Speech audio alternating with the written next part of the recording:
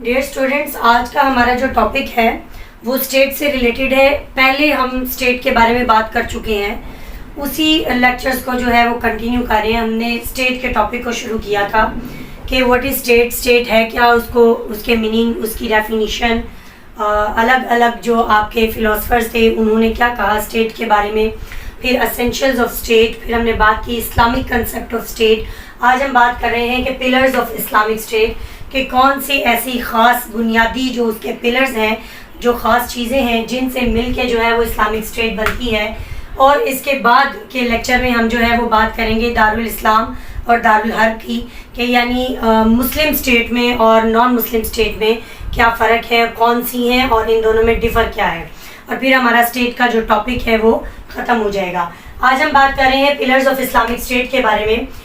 تو ہم ایک بات یاد رکھیے گا کہ اسلامک اسٹیٹ میں آپ نے لاسٹ لیکچرز میں یہ بات کی تھی کہ وہ اسٹیٹ جس میں قرآن اور سنہ کے مطابق جو ہے وہ لاز میں کیے جائیں، وے آف لائف ہو، لوگوں کو جو ہے وہ پروٹیکٹ کیا جائے according to Islam, according to Quran, according to Sunnah, تو ہم یہ کہتے ہیں کہ یہ اسلامک اسٹیٹ ہے یا مسلم اسٹیٹ ہے.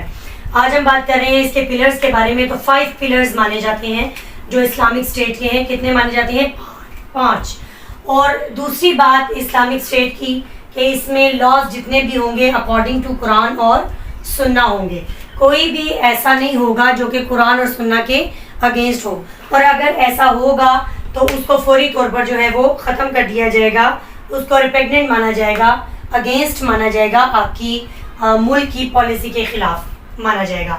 یہ ہمارے 5 پلرز جو ہیں وہ یہ ہیں. ایک ہے شہادت، جس کو آپ شہادہ بھی کہتے ہیں، گواہی بھی کہتے ہیں، کسی کی توحید کی گواہی بھی کہتے ہیں. دوسرا ہے صلاح، یعنی آپ کی نماز، پریئر. تیسرا ہے آپ کا زکوٰۃ، پیوریفیکیشن. چوتھا ہے فاسٹ، روزہ. 5واں ہے حج. ان کو جو ہے وہ ان کی امپورٹنس کے ساتھ ساتھ قرآن اور سنہ کا حوالہ دیتے ہوئے 1 بائی 1 جو ہے وہ اس کو ڈسکس کریں گے. سب سے پہلی بات شہادت کی آ جائے، یعنی گواہی کی.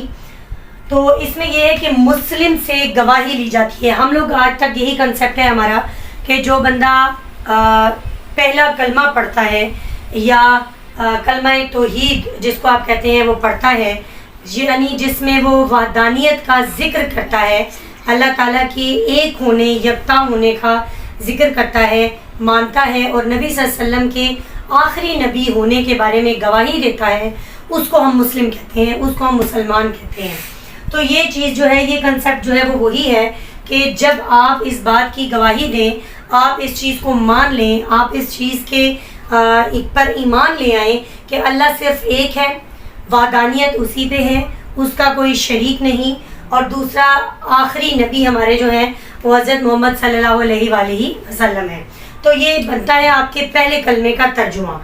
تو یہاں پر جو ہے وہ مسلم جو ہے گواہی دیتا ہے اللہ کے بارے میں، اس کا شہادت.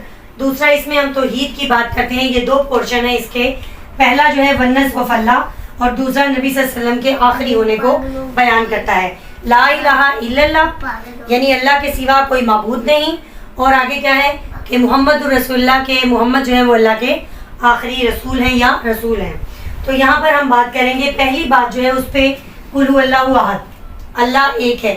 اللہ خود قرآن پاک میں ہی اپنی وحدانیت کا ذکر کرتا ہے کہ قل هو اللہ احد، کہ اللہ صرف ایک ہے. کہہ دیجئے اللہ ایک ہے. دوسری بات لہ ما فی السماوات و ما فی الارض، اس میں آپ لکھ سکتے ہیں کہ بے شک زمینوں اور آسمان کا مالک صرف اللہ تعالیٰ ہے. تیسری بات آپ کی ونس آف اللہ کے بارے میں، آپ کا کلمہ لا الہ الا اللہ، کہ کوئی بھی اور معبود نہیں سوائے اللہ کے. تو یہ چیزیں جو ہیں یہ ساری کس کو شو کرتی ہیں؟ ونس آف اللہ کی. اور جب آپ کلمہ پڑھتے ہیں اور اس کے پہلے پورشن کو دہراتے ہیں اپنے لفظ سے، اپنے منہ سے، تو اٹس مین کہ آپ ایمان لاتے ہیں اللہ کے ایک ہونے پہ. دوسری بات ہے محمد صلی اللہ علیہ وآلہ وسلم کے بارے میں. تو خود اللہ تعالیٰ کہتے ہیں کہ وہ میسنجر ہے، وہ صرف آپ تک پیغام دیتا ہے. اللہ نے خود کہا کہ وہ جو بھی کہتا ہے یا جو بھی کرتا ہے وہ کرتا ہے جو اس کو وحی نازل ہوتی ہے یا ہم اس کو جو کہتے ہیں. وہ خود سے کچھ بھی نہیں کرتا. بے شک وہ ایک بشر ہے لیکن تم میں سے سب سے اعلیٰ ہے. دوسری بات یہ نبی صلی اللہ علیہ وسلم کے بارے میں خود قرآن میں اللہ تعالیٰ کہتا ہے کہ جو اللہ کی نبی کی اطاعت کرتا ہے اس نے اللہ کی اطاعت کی. کہ واطیع اللہ و واطیع الرسول، کہ بے شک نبی کی اطاعت یعنی رسول کی اطاعت جو ہے وہ اللہ کی اطاعت ہے۔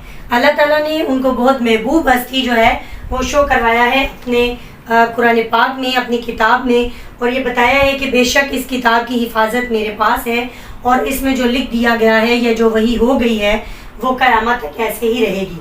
تو اٹس مین آپ کا جو فرسٹ پلر ہے اسلامک اسٹیٹ کا، اس کی بنیاد ہے، یعنی آپ کی اسلامک اسٹیٹ کی جو بنیاد ہے وہ فرسٹ پلر کون سے پہ ہے؟ شہادت پہ، کہ مسلمان وہاں پر زیادہ ہوں گے، میجورٹی میں ہوں گے، اللہ پر ایمان رکھتے ہوں گے، نبی صلی اللہ علیہ وسلم کو آخری نبی مانتے ہوں گے، اور یہ لوگ جو ہیں وہ شہادت پہ یا شہادت پہ یا پہلے کلمے کی جو ہے وہ گواہی دیتے ہوں گے۔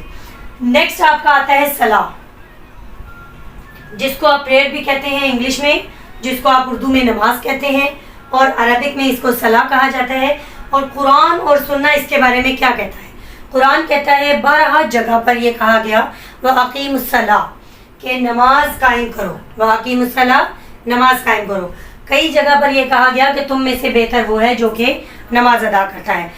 ہم لوگ بھی آج تک اس کی ایکسپلینیشن میں یہ بات کرتے آئے ہیں کہ آپ سے جو فرسٹ کویسچن کیا جائے گا وفات کے بعد تو وہ یہی ہوگا نماز کا۔ ہم لوگوں کو ہمارے بڑوں نے بھی بتایا، آپ کو اسلام سے بھی پتہ چلتا ہے، قرآن سے بھی پتہ چلتا ہے، سنہ سے بھی، کہ نبی صلی اللہ علیہ وسلم نے بھی کہا کہ نماز کی معافی کسی بھی صورت میں نہیں ہے۔ ہم جب اس کی ایکسپلینیشن میں آتے ہیں تو آپ لوگ بھی اس کو کوٹ کر سکتے ہیں کہ اللہ تعالیٰ نے کہا کھڑے ہو کر نماز ادا کرو، اگر آپ نہیں کر سکتے تو بیٹھ کر ادا کرو، اگر آپ بیمار ہو بیٹھ نہیں سکتے تو آپ لیٹ کے نماز ادا کرو، اگر ایسا بھی نہیں ہے آپ ہاتھ نہیں اٹھا سکتے تو اشارے سے نماز ادا کرو۔ اٹس مین کہ نماز کی معافی نہیں ہے کسی بھی صورت میں، کسی بھی طریقے میں، یہاں تک کہ سفر میں بھی نماز ادا کرنے کے بارے میں بولا گیا۔ مسافر اگر کسی جگہ چلا جاتا ہے تو وہاں پر بھی نماز ادا کرے۔ تو ہم یہ کہہ سکتے ہیں نماز کی امپورٹنس کے بارے میں کہ اٹس موسٹ امپورٹنٹ تھنگ، اور یہ pillar of the Islamic state بھی ہے۔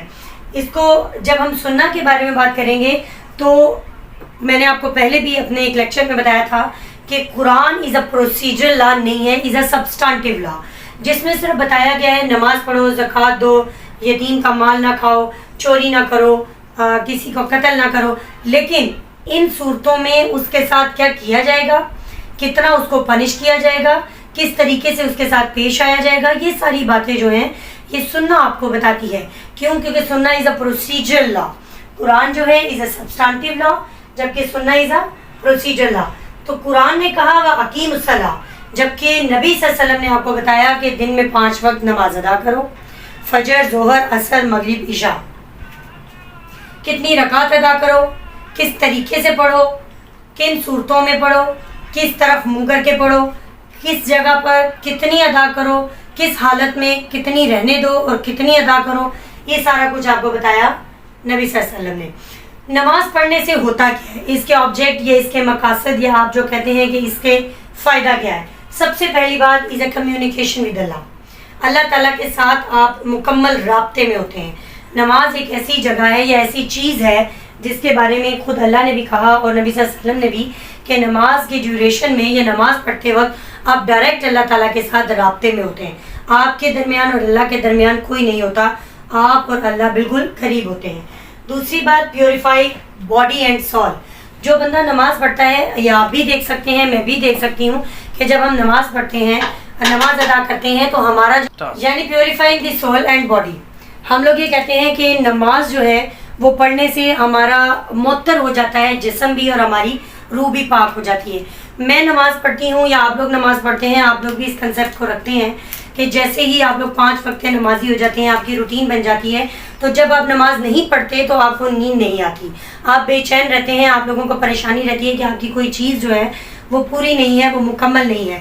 اس لیے ہم لوگ یہ بات مانتے ہیں کہ جب آپ نماز ادا کرتے ہیں باقاعدگی سے، پابندی سے، تو یہ آپ کی عادت بن جاتی ہے اور اس سے آپ کی جو ہے وہ باڈی اور سول دونوں ہی پیوریفائی ہوتا ہے۔ تیسرا وہ مس دی صلاح، مس دی ایوری تھنگ، وہی بات کہ جو بھی میں نے آپ کو ایکسپلین کیا کہ اگر آپ ایسا کرتے ہیں تو آپ کو لگتا ہے کہ آپ کا سب کچھ جو ہے وہ کھو گیا ہے، آپ کو کسی بھی چیز میں سکون اور آرام نہیں ملتا، آپ بے چین سے زندگی بسر کرتے ہیں، اس لیے نماز کا ہونا بہت زیادہ ضروری ہے۔